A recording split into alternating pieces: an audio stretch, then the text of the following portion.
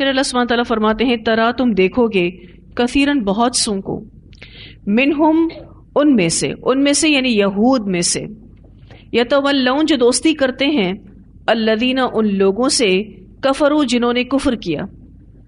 الذین کفروا سے مراد مشرکین مکہ ہیں.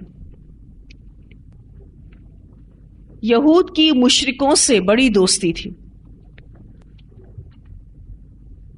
اور آپ کہہ سکتے ہیں کہ یہود کا مشرکین سے دوستی کرنا بھی اسی لعنت کا جو اللہ نے ان پر کی تھی اس کا باطنی اثر تھا. اس لعنت کا ظاہری اثر کیا ہوا کہ ان کی صورتیں مسخ کر دی گئیں, ان کو خنزیر بنایا گیا, ان کو بندر بنایا گیا. اور اسی لعنت کا باطنی اثر یہ تھا کہ وہ اللہ پر اور اس کے انبیاء پر اور اس کی کتاب پر اور روز آخرت پر ایمان رکھنے والوں کو چھوڑ کر مشرکین سے دوستی کرتے تھے. ان مشرکین سے جو نہ آخرت پر ایمان رکھتے تھے, نہ کسی کتاب کو مانتے تھے, نہ کسی نبی کو مانتے تھے, بلکہ وہ بتوں کی پوجا کیا کرتے تھے. تو یہاں اللہ سبحانہ تعالیٰ فرماتے ہیں کہ یہ یہود جو تھے مشرکین سے دوستیاں کرتے ہیں اسلام کے خلاف سازشیں کرنے کے لیے, اسلام کو نقصان پہنچانے کے لیے. لبئسا البتہ کتنا برا ہے ما جو قدمت آگے بھیجا لہم ان کے لیے انفسہم ان کے نفسوں نے, ان یہ کہ سخط اللہ علیہم ناراض ہوا اللہ ان پر, وفی العذاب اور عذاب میں ہم خالدون وہ ہمیشہ رہنے والے ہیں.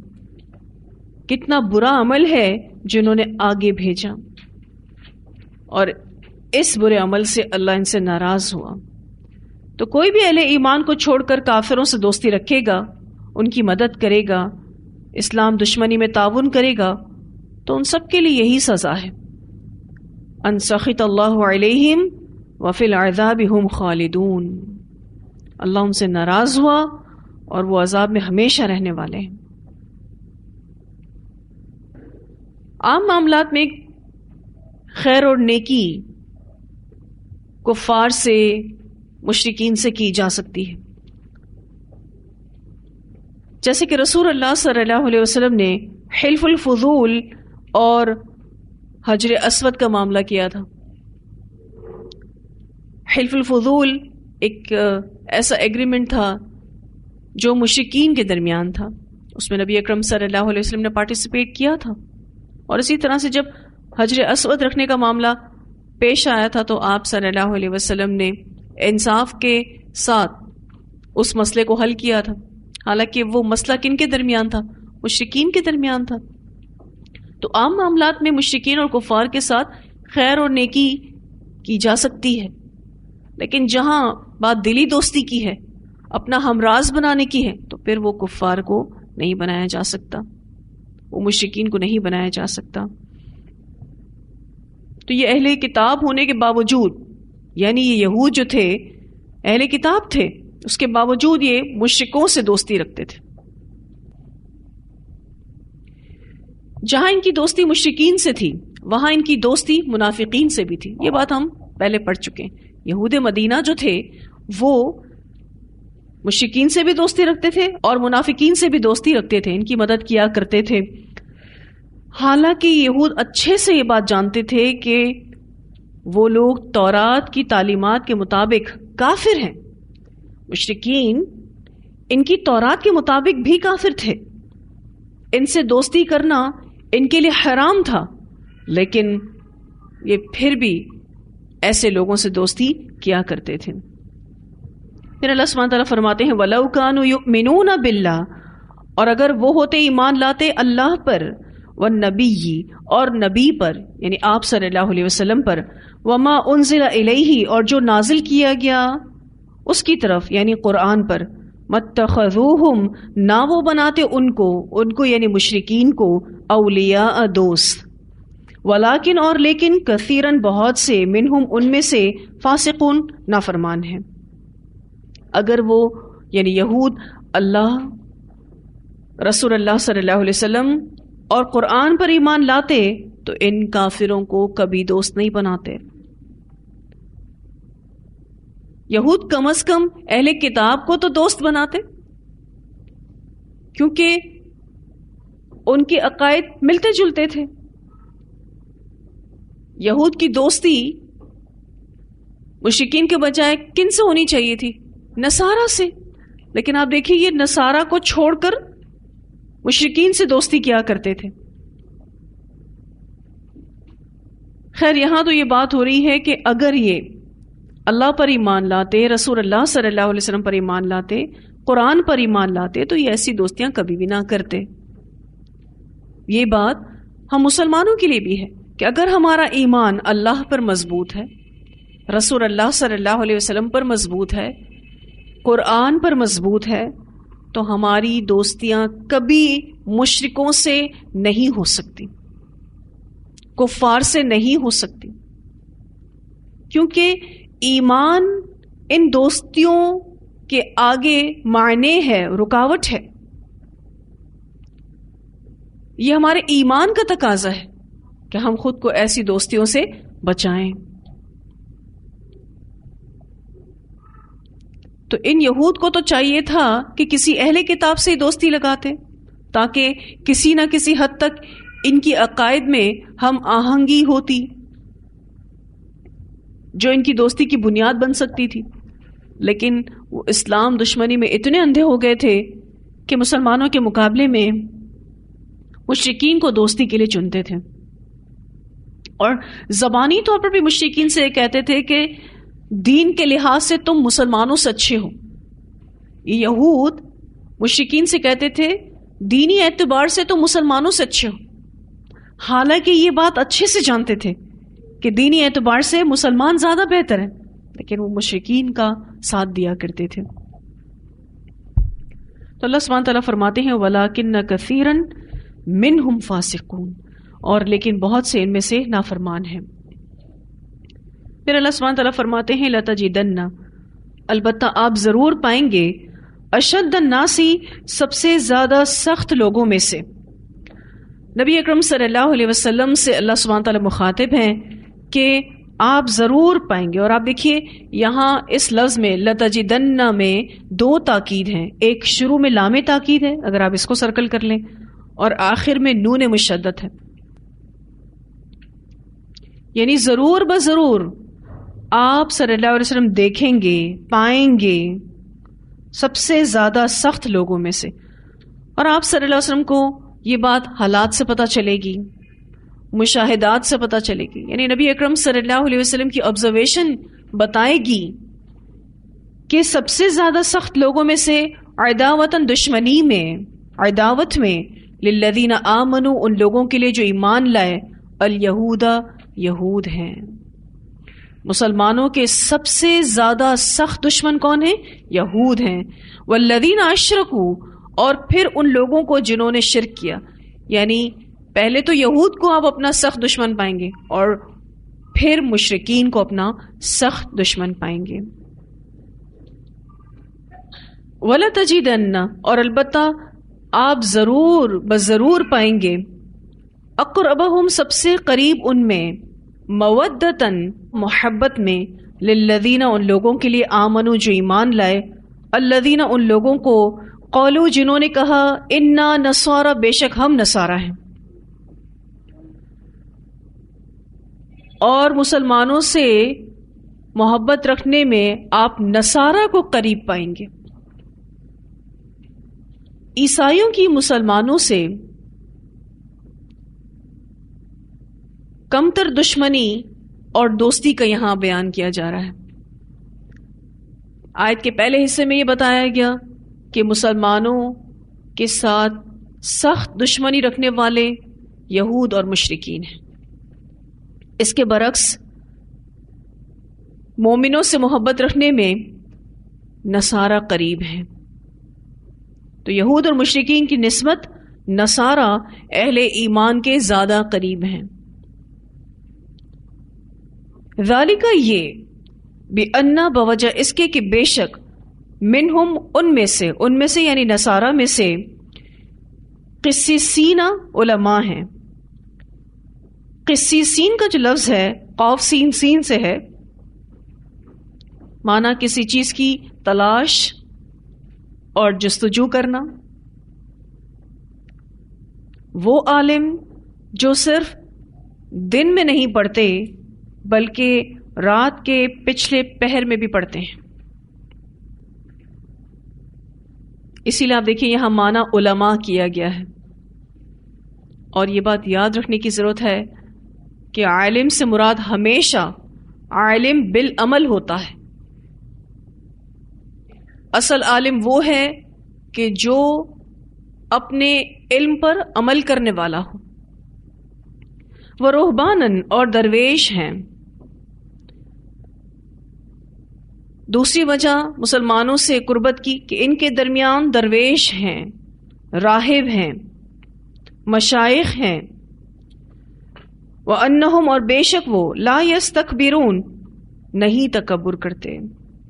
مسلمانوں کے ساتھ قربت کی کہ وہ تکبر نہیں کرتے، وہ تواضع اختیار کرنے والے ہوتے ہیں، حق کو جلدی قبول کرنے والے ہوتے ہیں.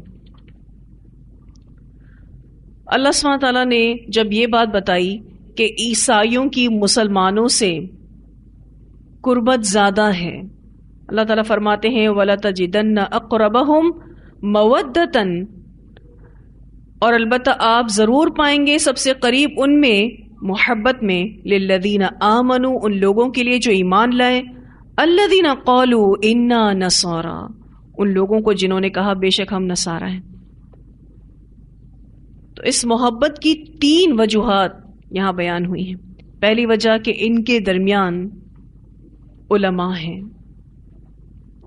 قسیسین ہیں. دوسری وجہ کہ ان کے درمیان راہب ہیں، مشائخ ہیں. اور تیسری وجہ کہ یہ عیسائی لوگ متکبر نہیں ہوتے بلکہ متواضع ہوتے ہیں. اب ان کے مقابلے میں یہود کے حالات دیکھیے کہ ان کے علماء اللہ کی آیات کو کم قیمت کے عوض بیچتے تھے، حق بات کو چھپا جاتے تھے، پھر اسلام کے خلاف سازشیں کرنے والے تھے. ان یہود میں نام کے بھی رہبان نہیں تھے بلکہ پوری قوم دنیا کی محبت میں بہت زیادہ مبتلا تھی. اسی وجہ سے آپ دیکھیے کہ ہم ان کے بارے میں پڑھ چکے ہیں کہ یہ سود خوری اور حرام خوری سے باز نہیں آتے تھے، ہر جائز اور ناجائز ذریعے سے دولت حاصل کرتے تھے. انہی غلط کاموں کا اثر یہ تھا کہ یہ انتہائی سنگ دل ہو گئے تھے، بخیل ہو گئے تھے اور متکبر بھی بن گئے تھے. ان کے بڑے بڑے سردار مثلا کعب بن اشرف، اسی طرح سے سلام بن ابی الحقیق اور اسی طرح سے حوی بن اخطب، سب کے سب ہی متکبر لوگ تھے. اور ان کے مقابلے میں جب ہم نصارہ کے بادشاہوں کو دیکھتے ہیں جیسے کہ ہرقل شہنشاہ روم، اسی طرح سے مقوقس شاہ مصر اور اسی طرح سے نجاشی شاہ حبشہ، ان کے کردار کے بارے میں جب ہم پڑھتے ہیں تو معلوم ہوتا ہے کہ یہ بہت ہمبل لوگ تھے، بہت ہی سافٹ ہارٹڈ لوگ تھے. تو یہود کے مقابلے میں یہ لوگ اسلام اور مسلمانوں کے زیادہ قریب تھے. اختلافات کے باوجود بھی دوسروں کی نسبت یہ مسلمانوں سے دوستی رکھنے میں زیادہ انٹرسٹڈ تھے، زیادہ ترجیح دیتے تھے. اچھا، یہود کی دشمنی نبی اکرم صلی اللہ علیہ وسلم سے بہت دفعہ ظاہر ہوئی. جب غزوہ خیبر ہوا تھا تو مسلمان جیت گئے غزوہ خیبر. رسول اللہ صلی اللہ علیہ وسلم کو قتل کرنے کی سازش اس میں بھی کی گئی. ایک یہودی عورت نے کھانے میں زہر ملا کے رسول اللہ صلی اللہ علیہ وسلم کو دعوت دی. تو اس سے بھی آپ کو پتہ چلتا ہے کہ یہود کتنا زیادہ مسلمانوں سے رسول اللہ صلی اللہ علیہ وسلم سے دشمنی رکھتے ہیں. ایک مرتبہ نبی اکرم صلی اللہ علیہ وسلم دیت کے سلسلے میں یہود قبیلے کے پاس گئے تھے اور آپ صلی اللہ علیہ وسلم اپنے اصحاب کے ساتھ بیٹھے ہوئے تھے کہ یہود کے اس قبیلے نے نبی اکرم صلی اللہ علیہ وسلم کے سر پر اوپر سے چکی پھینک کر قتل کرنے کا ارادہ کیا تھا. یہ اللہ کا کرم ہے کہ اللہ سبحانہ تعالیٰ نے ہر دفعہ یہود کی سازشوں سے رسول اللہ صلی اللہ علیہ وسلم کو محفوظ رکھا. لیکن یہ یہود اور مشرکین مسلمانوں کے سخت دشمن ہیں. اور دیکھیں یہ بات قرآن پاک میں آئی ہے، اور قرآن میں جو بھی بات 1400 سال پہلے کہی گئی اس کا مشاہدہ آج بھی آپ کر سکتے ہیں. آج بھی آپ کو یہود مسلمانوں کے خلاف زیادہ نظر آئیں گے بنسبت عیسائی کے. ان کا جو معاملہ ہے وہ اتنا زیادہ مشرکین کے ساتھ دوستی بنانے کا ہے، حالانکہ خود اہل کتاب میں ابھی بھی ان کے پاس تورات موجود ہے. خیر وہ قابل عمل ہے نہیں ہے یہ تو ایک الگ بات ہے، لیکن جب ہم آج اس دور میں بھی دیکھتے ہیں تو یہود مسلمانوں سے دشمنی اختیار کیے ہوئے ہیں اور مشرکوں سے دوستی بنائے ہوئے ہیں. ایسی دوستی ان کی کرسچن سے نہیں ہے، یہودیوں کی ایسی دوستی کرسچن سے نہیں ہے. کرسچنز کی زیادہ دوستی مسلمانوں سے. ویسے بھی آپ دیکھیے کہ بہت زیادہ کلوز بھی ہیں اسلام کے. آپ اس اعتبار سے بھی اس دوستی کو، قربت کو محسوس کر سکتے ہیں کہ زیادہ کنورٹرز کون ہیں. اسلام کی طرف جو کنورٹ ہوتے ہیں وہ کون ہیں؟ عیسائی ہیں. جوئش اتنے نہیں ہوتے، اتنے زیادہ اسٹرکٹ ہیں اسلام کو لے کر. یہاں بات جو رہبانیت کی آئی، حدیث بھی آتی ہے رہبانیت کے بارے میں، اور قرآن پاک میں سورہ حدید میں بھی آتا ہے کہ رہبانیت کی اجازت اسلام میں نہیں ہے. اور حدیث میں آتا ہے کہ لا رہبانیت فی الاسلام، کوئی رہبانیت نہیں اسلام میں. اسے ابو داؤد نے روایت کیا ہے.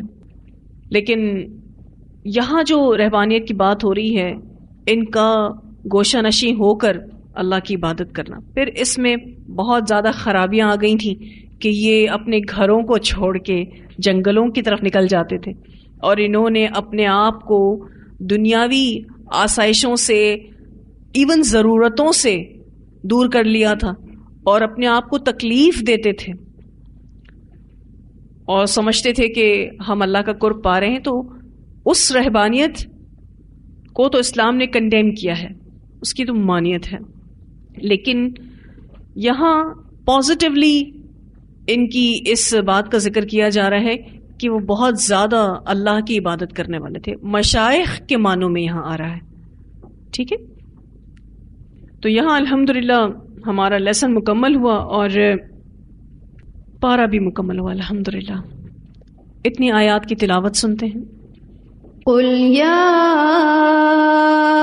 اہل الکتاب لا تغلوا فی دینکم غیر الحق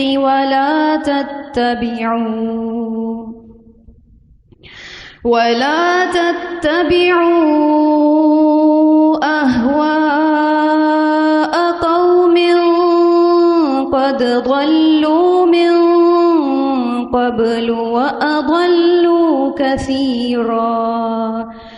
وأضلوا كثيرا وضلوا عن سواء السبيل. لعن الذين كفروا من بني إسرائيل على لسان داود وعيسى بن مريم ذلك بما عصوا وكانوا يعتدون. كانوا لا يتناهون عن منكر فعلوه لبئس ما كانوا يفعلون. ترى كثيرا منهم يتولون الذين كفروا لبئس ما قدمت لهم أنفسهم أن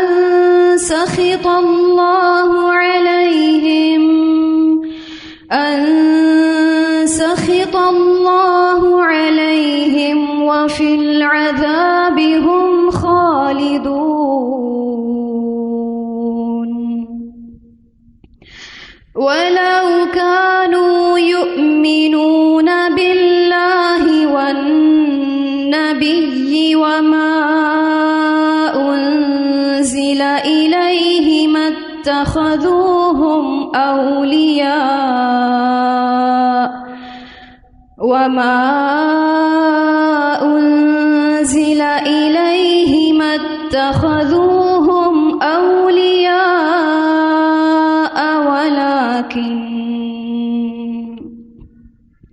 ولكن كثيرا منهم فاسقون